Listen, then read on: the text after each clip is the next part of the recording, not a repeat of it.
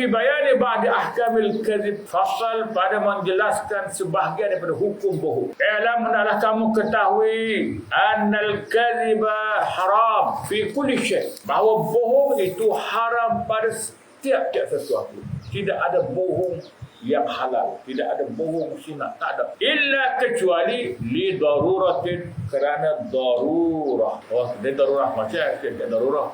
Ada darurah, dia dalam istilah fiqh ada tiga. Yang pertama disebut tahsini. Tahsini makna kalau kita tak buat, benda tu tak boleh, macam jadi tak sama. Yang kedua hajat.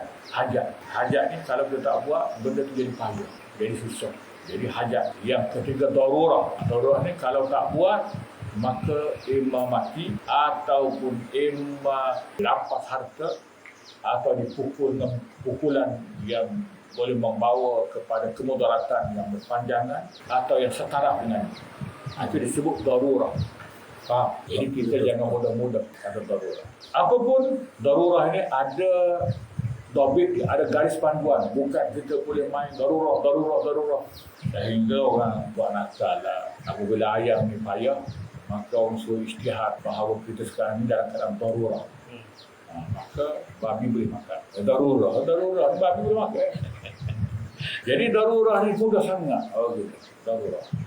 Jadi kecuali kerana darurah. Hatta qalat imra'atun liwadadiha, hingga berkata seorang perempuan bagi anak as-saghir yang kecil, ta'al hatta u'tiyaka, mari kemari. Ta'al makna ta'ala, kemari hingga aku nak berikan kepada engkau. Nak suruh anak dia mari, dia pun kata mari, mau nak beri sesuatu. Faqala Nabi sallallahu alaihi wasallam, maka bersabda Nabi sallallahu alaihi wasallam, Nabi tengok, Nabi terus tegur, wa madza kunti tu'tinahu law jaa, apakah yang engkau akan kunti mati tapi dengan makna mustaqbal, apa yang akan engkau berikan kepadanya law jaa, kalau dia datang nak berikan. Qala, berkata perempuan itu, tamar, sebiji tamar. Qala sallallahu alaihi wasallam, bersabda Nabi sallallahu alaihi wasallam, amma law lam taf'ali, adapun kalau kamu tidak buat, kamu dia mari itu kamu tak beri buah tamar itu, kutibat alaiki kadhibah, nescaya ditulis atas engkau akan pembohongan, akan sekali bohong. Artinya kamu namanya pembohong. Jangan ingat pembohong nanti benda besar-besar. Janji dengan anak, tak apalah, ayah nak beli, maka tak buat, sudah nama bohong. Ya Allah, sehingga anak-anak kata ayah tipu. Jadi kita mungkin, ya Allah, apa begitu, sudah rosak pendidikan apabila kita mula membina penipuan sebagai laluan pendidikan. Falyahdharil insan al-kadhiba, maka manusia mesti menjauhi atau berjaga-jaga akan pendusta, menjaga molek dalam soal bohong. Hatta fit takhayyul, hingga pada khayal, mikir pun jangan mari kelitah nak bohong. Ai, mikir nak beli pun nak beli pun, jangan kelitah pun nak bohong. Wa hadithin nafsi, dan bercakap-cakap dalam diri, merancang untuk bohong jangan. Fa inna dzalika yusbitu fi nafsi suratan muawwajatan, kerana yang demikian itu menetapkan dalam diri kita ini, dalam jiwa kita ini akan gambar yang bengkang-bengkok.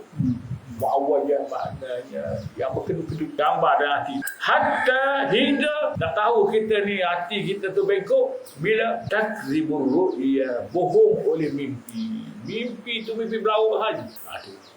Hubungan mimpi dengan realiti kita hidup. Kalau mimpi itu mimpi berlalu, maka itu adalah petanda kita melazimkan bohong dalam kehidupan. Hati kita sudah rosak. Sebab apa mimpi jadi sebagai pengukur? Kerana mimpi itu ialah satu alam yang mendekati alam roh. Kerana masa kita tidur itu, kita punya roh yaqadah. Roh kita ada dua. Pertama roh yaqadah, yang kedua roh hayat. Roh hidup, yang kedua roh sedar. Maka masa kita tidur, roh sedar itu, roh yang qadha itu dipisahkan daripada. Maka tak sedar. Walaupun orang mengajar lagi mana pun, kita duduk tarik papan, turun papan, tak sedar. Mana roh dia sudah pun dipecat sebenarnya. Jadi pada ketika itu hubungan jasad dengan roh renggang, dan disitulah berlakunya satu interaksi, satu perhubungan dengan alam. Jadi kita boleh ukur diri kita, boleh ukur diri kita. Bukan nak suruh takbir ni, boleh ukur diri kita ni dalam soal kerohanian dengan bentuk mimpi yang berlaku dalam kehidupan. Jadi mimpi ni tahap pertamanya iaitu sambungan khayalan. Ada khayal dia sambung, tak fikir lah, itu khayal. Kemudian yang kedua dia disambar oleh alam jin atau syaitan. Kemudian ketiganya ialah ru'ya salih, mimpi orang-orang salih. Jadi pembohong mimpi dia dalam mimpi pun bohong juga dalam mimpi, kerana roh dia sudah melekat dengan perangai bohong. Fala takshifu lahu fil naum asrarul malakut, maka tidak tersingkap baginya dalam tidur oleh rahsia alam malak. Wa tajribah tasyhadu bidzalika, dan uji kaji menjadi dalil dengan yang demikian. Syahid maknanya sebagai bukti. Imam Ghazali kata dia sudah buat uji kaji dan memang benda ni benar. Maksudnya mimpi dia mengikut khayalan, dan kesan daripada berbohong akan berkesan besar dalam mimpi. Naam ya, innama yurakhasu fil kadhib, bahawa diringankan atau dirukhsah, diberi kelonggaran pada berbohong. Ada kelonggaran, tapi longgar tu sempit saja. Idza kana as-sidqu yufdi ila mahzurin akhar ashadda min al-kadhib, apabila benar membawa kepada perkara yang ditakuti. Mahzur makna perkara yang ditakuti, yang lain yang lebih dahsyat atau yang lebih berat daripada bohong. Bohong mudarat, bohong sunat tidak ada. Bohong harus. Fayubahu kama tubahu, maka diharuskan. Kama tubahul maitah, sebagaimana diharuskan makan bangkai. Itu dia punya bandingan. Bukan senang-senang darurah. Bandingannya macam boleh makan bangkai. Idza adda tarkuha ila mahzur ashadda min akliha, apabila meninggalkan makan bangkai kepada perkara yang ditakuti lebih berat atau lebih dahsyat daripada makan bangkai. Itu dia punya dhabit, tahap darurah. Wahwa, iaitu yang disebut sebagai darurah ni, fawatur ruh, hilang roh, mati, atau seumpama dia. Baru nama darurah. Kita kata darurah. Kadang-kadang hajat ada dalam bab-bab fiqh disebut hajat. Apabila hajat harus contohnya melihat kepada muka perempuan, tengok muka perempuan. Bukan harus yang sewenang-wenang. Apabila sahaja nak kira sudah ada keazaman nak jadi calon isteri, bolehlah tengok. Itu pun bukan tengok tiap hari. Jadi bini orang pun tengok juga. Ni ada calon isteri pun mana. Itu contoh hajat. Itu nama hajat. Ataupun contohnya perempuan membuka muka harus ketika belajar. Jadi dibahas itu, iaitu belajar yang memerlu buka, bukan sama-sama pergi sekolah boleh buka tak. Yang boleh buka, contohnya belajar tajwid, di mana nak tengok bibir dia tu, pergerakan bibir itu menentukan makhraj betul tak betul, maka dia hajat ataupun hajat kerana berobat. Jadi bukan masuk bilik doktor terus boleh buka, tidak. Berobat artinya yang mana tidak boleh dirawat kecuali kena tengok aurat. Buka dan bagi aurat lain lah. Tengok aurat dia kecuali faraj. Faraj ni hajat darurah baru boleh. Mati dia bukan senang-senang. Tu selok kain kan nak berobat. Itu darurah. Hajat darurah. Tahsin ni kadang-kadang ada benda yang makruh. Dia jadi harus, sebab benda tu diperlukan untuk mempermudahkan atau disebut tahsin. Orang kita pakai darurah pula. Jadi apa yang kita sebut ialah darurah ni ialah tahap terakhir. Tahap terakhir. Jadi bohong ini ialah apabila tak ada jalan lain kecuali itu sahaja, dan kalau tak buat mudaratnya mati atau hampir, maknanya benda yang setara dengan mati. Qalat Ummu Kalsum, berkata Ummu Kalsum radhiyallahu anha, anak Nabi sallallahu alaihi wasallam, Ma rakhasa Rasulullah sallallahu alaihi wasallam, tidak memberi keringanan oleh Rasulullah SAW fi syai' pada sesuatu minal kadzib, daripada bohong, illa fi salas, kecuali pada 3 keadaan harus bohong. Yang pertama, ar-rajulu yaqulul qawla yuridu bihi al-islah, seorang lelaki yang berkata akan perkataan yang ia menghendaki dengannya akan mendamai dua orang berkelahi lama dah. Maka kita kena reka cerita supaya orang jadi baik. Itu satu daripada contoh hadap. Maka diharuskan. Warrajulu yaqul qawla fil harbi, dan lelaki di sini termasuk perempuan juga lah.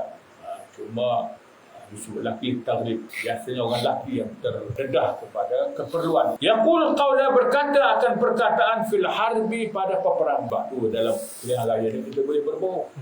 Sama-sama pun nak bohong. Saya tadi mana sebetul kata. Fil harbi, jangan kita duduk taruhlah dalam peperangan. Bagaimana yang dilakukan oleh Rasulullah SAW. Apabila nak berperang ke timur, Nabi akan beritahu ke barat, supaya musuh tidak sempat untuk bersiap. Itu perang. Jadi orang kias sekarang, di hari ini macam perang juga. Bahkan lebih hebat daripada perang. Jadi kita pun tak tahu. Sebab kita tak pernah bertemu dalam perbahasan para mujtahid yang buat kias yang bukan mujtahid, kias fasid.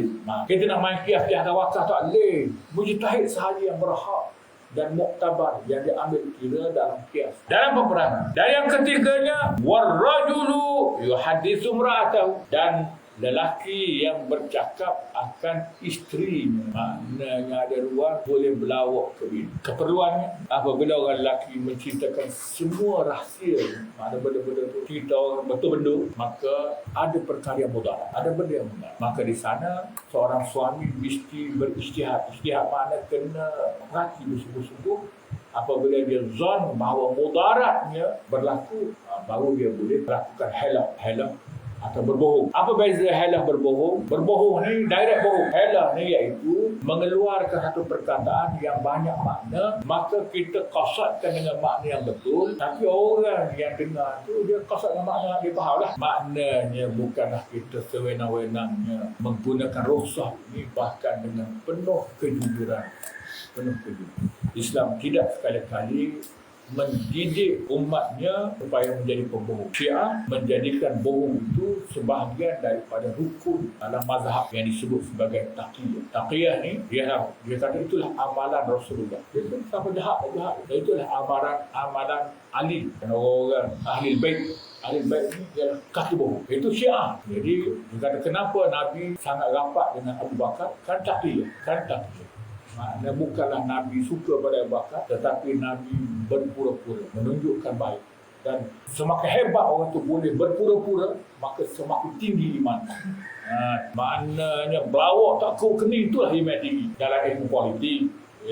Kalau kita cakap betul, tak pandang politik, dia kata. Kalau kita cakap berlawak, baru betul lah politik. Jadi rupa-rupanya dia akan merupakan keberhasilan daripada mazhab Syiah tanpa sedar.